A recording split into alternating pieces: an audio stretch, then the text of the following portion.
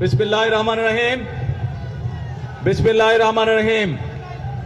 প্রিয় এলাকাবাসী, মুরব্বীবর্গ, মা বোনেরা, আমার দলীয় সহকর্মীবৃন্দ, বিরোধী দলীয় সংসদ সদস্যবৃন্দ, আসসালামু আলাইকুম। আসসালামু আলাইকুম। কেমন আছেন আপনারা? ভালো আছেন? আলহামদুলিল্লাহ। আমারও আপনাদের সাথে আজকে দেখা হয়ে খুব ভালো লাগছে। আর বিশেষ করে ভালো লাগছে যে এই এলাকার এই কয়েকদিন আগে যে বন্যা হলো অতিবৃষ্টির কারণে, এই বন্যায় বহু মানুষের ঘর বাড়ি নষ্ট হয়ে গিয়েছিল। যাই হোক, আল্লাহর রহমতে তারপরে আমরা 100 গরিব দুস্থ পরিবারকে আমরা আজকে ঘরের চাবি হাতে উঠিয়ে দিতে পেরেছি। এছাড়াও আপনাদের সামনেই আপনারা দেখলেন আরো অনেকগুলো দুস্থ মানুষের কাছে তাদেরকে সহযোগিতার জন্য সরকারের পক্ষ থেকে আমরা আর্থিক সহায়তা তাদেরকে করেছি। কিছু দুস্থ মহিলাকে আমরা চাল দিয়েও সহযোগিতা করেছি। প্রিয় ভাই বোনেরা, আপনাদেরকে এই কথাগুলো বলার কারণ হচ্ছে যে এই যে বর্তমান সরকার, এই সরকারকে আপনারা নির্বাচিত করেছেন। এই বাংলাদেশের মানুষ এই সরকারকে নির্বাচিত করেছে। কাজেই এই সরকারের দায়িত্ব হচ্ছে বাংলাদেশের মানুষের পাশে থাকা। এই সরকারের দায়িত্ব হচ্ছে বাংলাদেশের মানুষের সুখে দুঃখে থাকা। এই সরকারের দায়িত্ব হচ্ছে এই দেশের মানুষকে দেখে রাখা। এই সরকারের দায়িত্ব হচ্ছে এই দেশের মা বোনদের পাশে থাকা। এই সরকারের দায়িত্ব হচ্ছে এই দেশের সন্তানদের লেখাপড়ার ব্যবস্থা করা। এই সরকারের দায়িত্ব হচ্ছে এই দেশের মানুষ যারা অসুস্থ হবে তাদেরকে যথাযথ চিকিৎসার ব্যবস্থা করে দেওয়া। এই সরকারের দায়িত্ব হচ্ছে এই দেশের তরুণ সমাজ, যুবক সমাজ, নারী হোক পুরুষ হোক, তাদের কর্মসংস্থানের ব্যবস্থা করা। প্রিয় ভাই বোনেরা, এই জন্যই আপনারা দেখেছেন নির্বাচনের সময় আমরা বলেছিলাম যে বিএনপি যদি আল্লাহর রহমতে বাংলাদেশের মানুষের ভোটে সরকার গঠনে সক্ষম হয় তাহলে আমরা মূল কয়েকটি কাজে হাত দেব। তার মধ্যে একটি কাজ ছিল এই দেশের মায়েদেরকে সহযোগিতা করার জন্য, এই দেশের নারীরা যাতে স্বাবলম্বী হতে পারে সেই জন্য আমরা বলেছিলাম আমরা ফ্যামিলি কার্ড ঘরে ঘরে পৌঁছাবো, যেটি আমির খসরু সাহেব ওনার বক্তব্যে বলেছেন।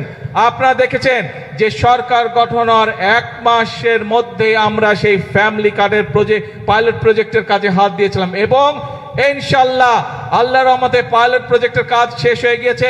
এই মাসের 16 তারিখ থেকে আমরা এই ফ্যামিলি কার্ডের কাজ শুরু করছি এবং ইনশাআল্লাহ সমগ্র বাংলাদেশে এই বছর 26-27 অর্থ বছরে আমরা প্রায় 41 লক্ষ পরিবারের মায়ের হাতে আমরা এই ফ্যামিলি কার্ড ইনশাআল্লাহ তুলে দিব এবং ইনশাআল্লাহ আপনাদেরও এই এলাকায়, এই অঞ্চলে, এই উপজেলার মধ্যে ইনশাআল্লাহ 10 থেকে 12 হাজার পরিবারের হাতে আমরা ফ্যামিলি কার্ড এই আগামী অর্থ বছরের মধ্যে তুলে দিব এবং আগামী 4 বছর ধরে এটি চলবে। আরো অনেক মা বোনেরা এই ফ্যামিলি কার্ডের আওতায় আসবেন। কেন আমরা ফ্যামিলি কার্ড দিয়েছিলাম?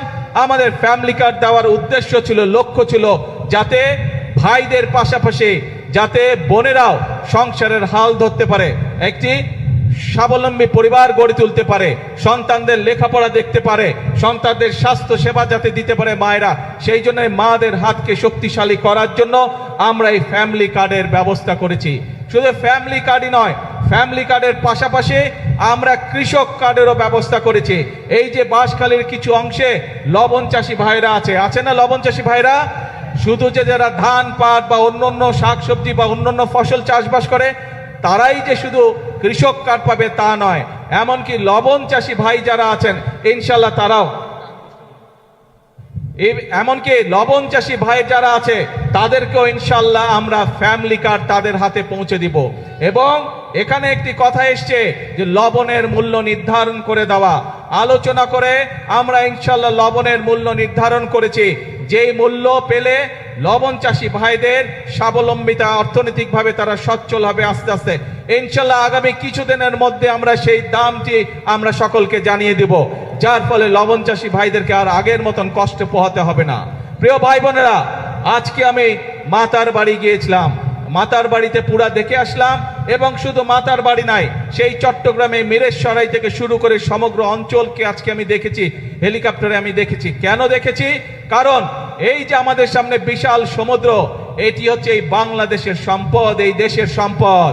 এই যে বিশাল সমুদ্র এই সমুদ্রের মালিক হচ্ছে এই বাংলাদেশের জনগণ, এবং সেজন্যই এই সমুদ্রকে কিভাবে ব্যবহার করে বাংলাদেশের মানুষের তাদের জীবন ব্যবস্থা উন্নত করা যায়, কিভাবে আমরা সেটি এইখান থেকে শুরু করে সেই মিরেশ্বরাই পর্যন্ত মাদারীপুর পর্যন্ত কিভাবে আমরা বিভিন্ন মিল ফ্যাক্টরি স্থাপন করার মাধ্যমে এই দেশের মানুষের কর্মসংস্থানের ব্যবস্থা করতে পারবো, এই দেশের মানুষের ব্যবসা বাণিজ্যের ব্যবস্থা করতে পারবো, সেই পরিকল্পনা কিভাবে গ্রহণ করা যায় তার জন্য আজকে আমি মাতার বাড়ি গিয়েছিলাম।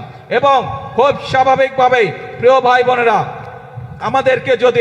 আমাদের কয়েকদিন আগে আপনারা দেখেছেন চট্টগ্রামে আমির খসরু সাহেব এবং সালাউদ্দিন সাহেব দুজনের গিয়েছিলেন চায়নাকে আমরা একটি বিরাট বড় জায়গা দিয়েছি। এই যে চায়না থেকে আমি ঘুরে আসলাম, তাদের সাথে আমি কথা বলেছি, সেখানে তারা কয়েক শত মিল কারখানা তৈরি করবে এবং এই মিল কারখানাগুলোতে সমগ্র চট্টগ্রামের মানুষ ইনশাল্লাহ সেখানে কাজ করার সুযোগ পাবে। তার ফলে আমাদের যেমন একদিকে বেকার সমস্যার সমাধান করা সম্ভব হবে, একই সাথে আমরা ইনশাল্লাহ বহু বৈদেশিক মুদ্রা অর্জন করব। যেই বৈদেশিক মুদ্রা অর্জন করার মাধ্যমে আমরা এই দেশের অর্থনীতি শক্তিশালী করব, সেই বৈদেশিক মুদ্রা দিয়ে আমরা এই দেশের মানুষের, এই দেশের সন্তানদের শিক্ষা ব্যবস্থাকে গড়ে তুলব। সেই বৈদেশিক মুদ্রা অর্জনের মাধ্যমে আমরা এই দেশের বাংলাদেশের মানুষের স্বাস্থ্য সেবাকে আমরা গড়ে তুলব। আপনারা নিশ্চয়ই এর মধ্যে জানতে পেরেছেন যে আমরা যে উপজেলা পর্যায়ে যে 50 সদস্যের যে হাসপাতাল আছে, 50 বেডের যে হাসপাতাল আছে, এই 50 বেডের হাসপাতালে 30 বেড করে গিয়েছিলেন শহীদ রাষ্ট্রপতি জিয়াউর রহমান। পরবর্তীতে বেগম খালেদা জিয়া যখন সরকার গঠন করেছেন, বাকি 20 বেড যোগ করেছিলেন উনি। আজকে আপনাদের এই বর্তমান বিএনপি সরকার, যেই সরকার আপনাদের সরকার, যেই সরকার জনগণকে নিয়ে কাজ করে, এই সরকার সিদ্ধান্ত গ্রহণ করেছে এই 50 বেডের হাসপাতালকে যাতে প্রত্যেক উপজেলার মানুষ ভালোভাবে স্বাস্থ্য সেবা পায়, সেই জন্য এই 50 বেডের হাসপাতালকে আমরা ইনশাল্লাহ আগামী 5 বছরের মধ্যে প্রত্যেকটি উপজেলা, 503টি উপজেলা সমগ্র বাংলাদেশে প্রত্যেকটি উপজেলা হাসপাতালকে আমরা 101 বেডে উন্নীত করব ইনশাল্লাহ।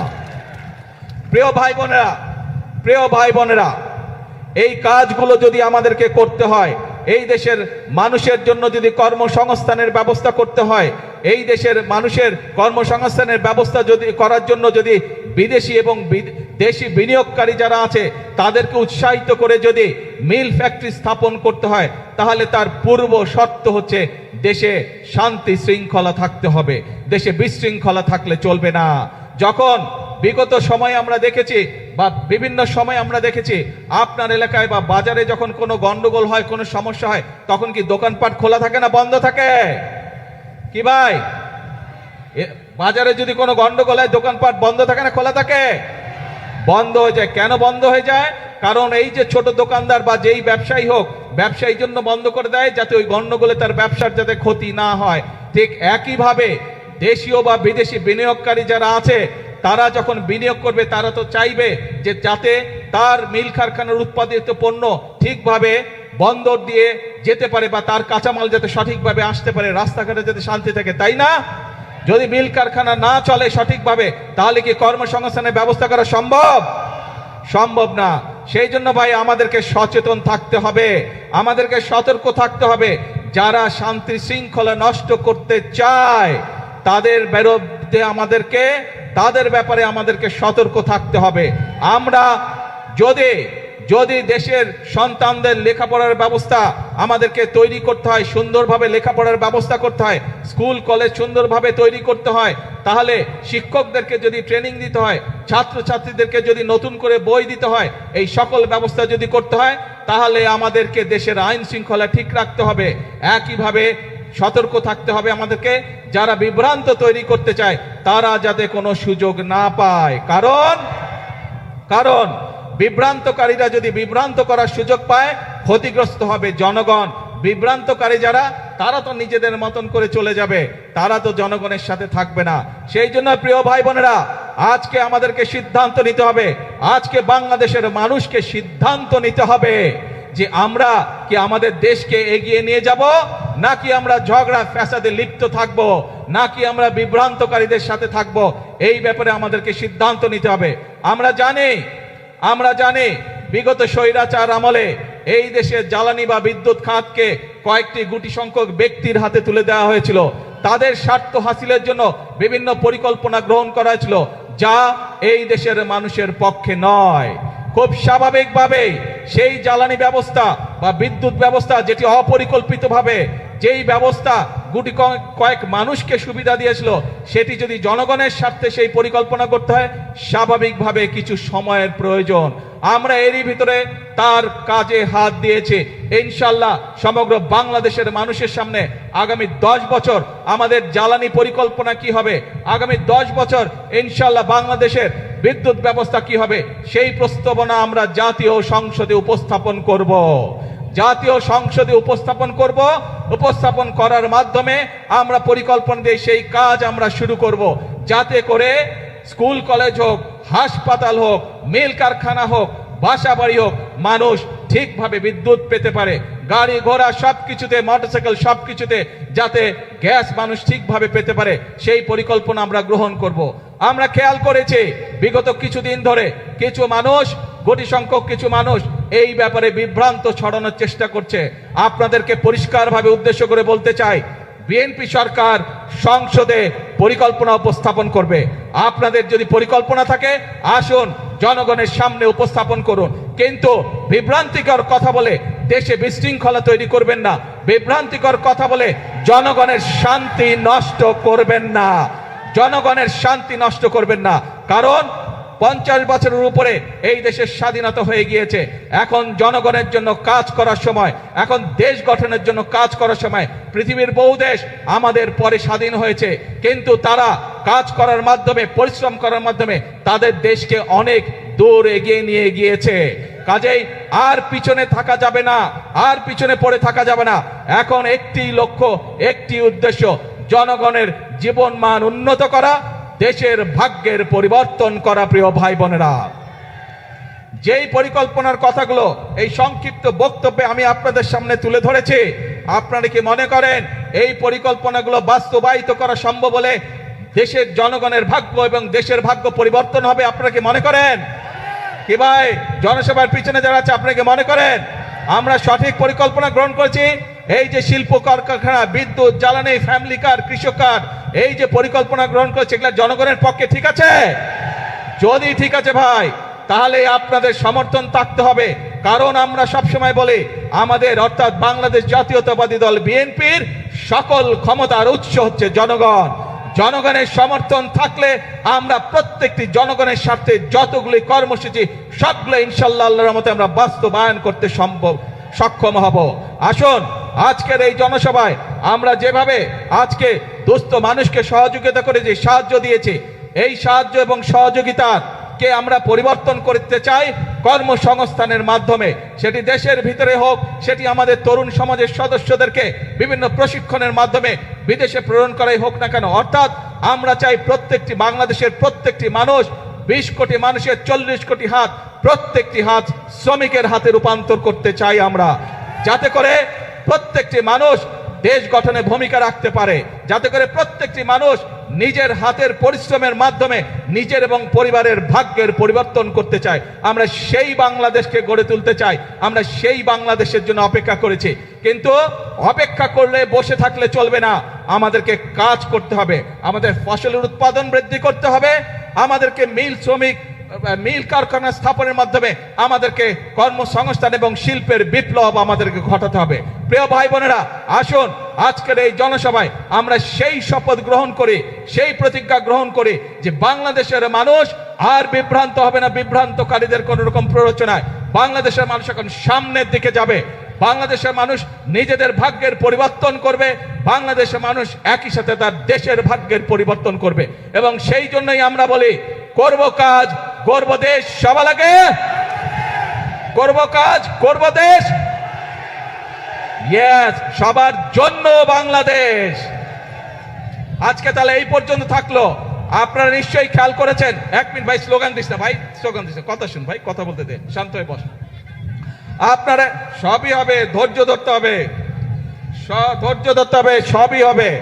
আপনাদের এই এলাকায় চট্টগ্রাম থেকে আমরা রাষ্ট্রের, ভাই সময় লাগবে তো বেরিবাদ নাকি, এতক্ষণ কি বললাম কিছুই বুঝলো না। বসো। আপনাদের চট্টগ্রাম থেকে আমরা দুইজন গুরুত্বপূর্ণ ব্যক্তিকে সরকারের গুরুত্বপূর্ণ দুইটি মন্ত্রণালয়ের দায়িত্ব দিয়েছি। একটি হচ্ছে অর্থ মন্ত্রণালয়, আর একটি হচ্ছে স্বরাষ্ট্র মন্ত্রণালয়। যেই বিভাগে এরকম দুটি গুরুত্বপূর্ণ মন্ত্রণালয়ের দায়িত্বে নিয়োজিত দুইজন ব্যক্তি আছে, সেই এলাকার উন্নয়ন কেউ ঠেকিয়ে রাখতে পারবে না ইনশাআল্লাহ। আজ এই পর্যন্ত থাকলো, এরপরে যখন কাজ শুরু হবে ইনশাআল্লাহ আপনাদের সাথে আবার আসবো, আবার দেখা হবে। আর বেড়িবাঁধ এইটি আমাদের মূল পরিকল্পনার একটি অংশ, ইনশাআল্লাহ বেড়িবাঁধের কাজও শুরু হবে। আল্লাহ হাফেজ।